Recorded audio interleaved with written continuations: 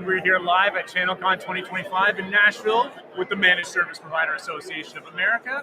I'm here with our guest, Emil Isanov. Did I get it that time? You got it. Oh, yes, we've been practicing. Emil's from eTech7 at MSPAA in Manhattan. Emil, how did you get started in this business? Excellent question. Thank you for the intro, Mike. I got started initially by doing tech support for a friend's father, and I was very passionate about technology and IT, and they needed help with the server, so I helped them replace the server, and then I started managing their dental office IT infrastructure, and they referred me to a few other friends, and that's how I got started with having an IT business. All right, so in the prep, Emil was giving me the download. eTech7 is above the $1 million per year hump. Okay, this is a hurdle that 80% of MSPs don't crack. Your origin story is very similar to many MSPs. Like, this is the accidental entrepreneur. Someone had a problem, you started solving it. It's like selling lemonade, and then you keep going and the snowball rolls. But you have been able to crack through the ceiling of this $1 million per year mark. What do you think has gotten you past that milestone? So I believe the mindset of an entrepreneur is one of the most important things. And I read a book by Michael Gerber. It's called The E-Myth Revisited. A friend recommended it to me, and it basically changed my perspective on what it means to be an entrepreneur and a business owner. In the book, he explains that there are three types of roles in a business. There's the technician who provides the service. There's the manager who manages the day-to-day operations and manages the clients, helps with management of the employees. And then there's the entrepreneur. So he says, if you want to have your own business, if you want to own your business, you should not be a technician or a manager. Even though in the beginning you have to start, but ideally your job as an entrepreneur is to grow and automate your business, to scale it. And in order to grow and automate your business, you have to focus on two things. Number one is you have to build around processes, roles, and responsibilities. And number two, the most important thing is to focus on your marketing and sales. If you as an entrepreneur focus your time and energy on growing your business with the proper marketing and sales, automation and setup, then you won't have to do the technical work. That's when you can actually scale and grow. Instead of solving IT problems or doing the technical work, assign that to smart people and give them specific responsibilities where they handle that. Don't get involved in the day-to-day. Your job is to remove yourself from the technician role, remove yourself from the manager role, assign those roles to people that you hire slowly, and then your job is to grow the company and automate operations by creating a documented operations manual. SOPs. SOPs. SOP is what changed you from selling your time as a consultant to a business that can make happy clients. That's right. When did you start the business? In 2011. Okay, so we're going almost 15 years now. Almost 15 Congratulations. years. Surviving a long time. That's right. Roll back the clock, 2011, like the first couple of years when you were still struggling, because I'm assuming at the beginning you're still struggling. No one's perfect. Of course. What do you remember was like the moment where you wrote the SOP and it started working and it started clicking in your mind? I got to commit to delegating. Like, I got to emotionally commit to delegating because it's going to pay off. So it wasn't a specific moment, but I'll tell you what the meaning in terms of SOPs. I got presented by a friend to a bigger client with 40 employees, and at some point I realized that I can't provide support for all of them, even with one person. So I hired another tech, and I assured the client that we'll be able to handle the service. And when we did, I basically documented all of the things that we need to do in order to provide service to that client. When I did, I handed that over to one of my technicians, and I told him, you're responsible for this. As he was responsible for providing the service, my job was to get more clients, and I stopped doing the IT. I was only involved when it comes to bigger decisions, and I let go, which I didn't want to let go because I'm very passionate about technology. I like doing the work. I enjoy building servers and running, networks and things like that. But I realized that my job really shouldn't be to solve IT problems. My job is to grow the company. And when I started focusing on building automation around marketing and sales, I focused on search engine optimization. I got myself a HubSpot license and I became a partner. That really changed things for us. That's an all-in move. Like, you become a certified HubSpot partner is going above and beyond what a normal user would do. Why did you go that far? Excellent question. So originally, when we hired an SEO firm to do it for us, I really wanted to get leads from the internet because I knew that was the biggest thing, and I know a lot of people who are already doing very well. Instead of just going door to door or cold calling, I didn't want to do that. The idea was inbound marketing. That's what got me. It's people that are looking for your product or service by searching on Google. So we hired an SEO company, and they didn't do such a great job. And at that point, I decided that, you know what, instead of them doing it for me, I'm going to learn everything about SEO, and I did. And during that part of our time, we wanted to be more involved in the setup of the marketing automation and the sales automation. So we got certified with HubSpot, and they told us that we could resell that to other businesses. So I wanted to offer inbound marketing and IT to my clients.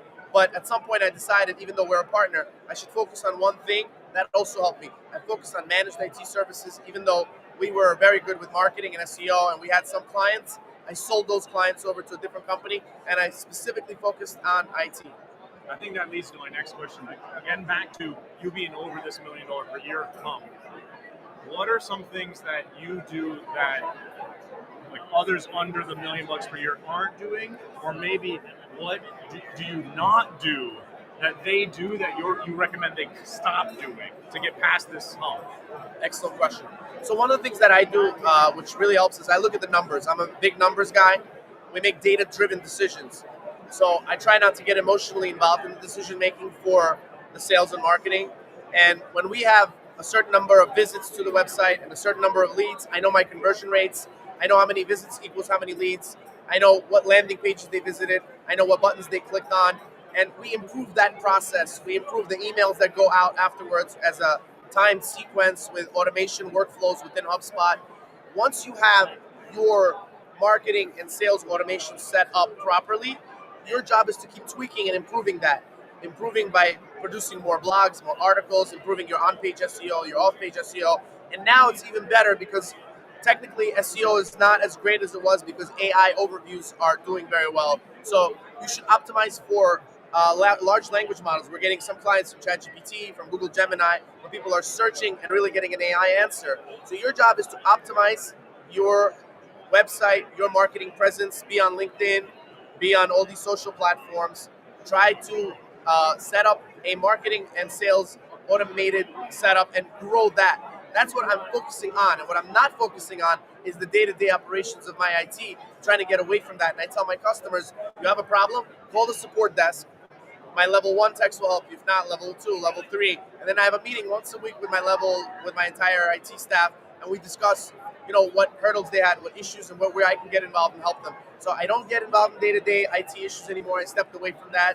And what I do is focus on my marketing and sales, and specifically automating marketing and working sales, hiring a salesperson. When was the first, in your journey, what were the first 5 hires, and when the first time you hired a salesperson? So initially I did all the sales. Right now I have one salesperson who's helping me out. My first 5 hires were all techs, and I had some interns also. That was one of the ways that I grew originally, is I learned a lot about how to get interns to come and help you, and then they slowly understand what you're working on, and they help you. So I had a dedicated marketing staff. We had 4 marketing people. Some of these interns became full-time staff. One was doing content creation, another one was sharing. We had a person going to different events and reporting on that, writing blogs. So if you focus on just hiring techs, that's one thing. You should focus on hiring marketing people. They'll definitely help you out. And get a salesperson. That's more important than hiring a tech. Yeah, you think so? Yes, it is. The first few people you were hiring techs, and other, like all book we were talking about earlier was Dan Martell's Buy Back Your Time. Yes. It's very similar to your E-Myth, which is like SOPs, big SOPs, invest Well, the time. it's not just SOPs. He says focus on growth and automation. SOPs help you scale, Right. But your focus should not be on doing the technical work. Right. It should be focused on growing the business. So what was your order of delegation? Let's say that you were one person, you had to do everything. Yes. You hire the next person, delegate something. What's that thing? And then what's the second thing you delegate, the third thing? Well, when I started, I already had a few clients from when I was doing this on my own. So at first I hired a technician and I started giving him the tech work. Started getting the tools. Then I hired another technician. So we had 3-4 technicians to begin with. In retrospect, I think it was a mistake. I should have hired a salesperson to do outbound, to do inbound, to do demand generation, lead generation, and then focus on bringing in more business. I believe Larry Page said something very smart. He said that's the CEO of Google, one of the founders of Google. He's not the CEO anymore, but he used to be. He said, in business, money solves all problems. Your job is to get the money in, do the sales, do the marketing. Once you get a client, you can always hire a technician. It's not a problem. Focus on marketing and sales. All right, so you're hitting it well with eTech 7. What's next in your roadmap? Excellent question. So I really don't want to have a service company. I want to have a software company powered by AI. Today we have a company called AI Autopilot that we're building that grew out of our MSP from eTech 7, where we're doing automated AI ticket triage and ticket dispatch and co-pilots for MSPs. The simple way that I explain it to people is, everybody's seen Iron Man. And in Iron Man, in Mark 1, when Tony Stark was building the first Iron Man suit, that suit wasn't so great. He didn't have his tools, and he didn't have an AI assistant. He didn't have Jarvis. So whenever he built Mark 2, it was inside of his lab. He had his tools, but most importantly, he had Jarvis, which was an AI assistant. So our job really is in AI Autopilot is to give every single technician or every person in your business an AI assistant. We also call it Jarvis internally, so that he can superpower your technicians, superpower your staff, and it's not just a ChatGPT wrapper. We connect it to your tools. We give you a RAG so that it retrieves your knowledge information and presents it to your technicians based on your knowledge base and your resolution notes. Are you using this live? This is Oh yeah, we already have live some. use. So you're the most powerful user. That's right. Our IT company is using it currently for automated triage and dispatch. We've automated those steps. We had a dedicated person doing that. That person is now doing other things. So we automated a role in our business. Is this saving you time, or is earning you the ability to do something else? Excellent question.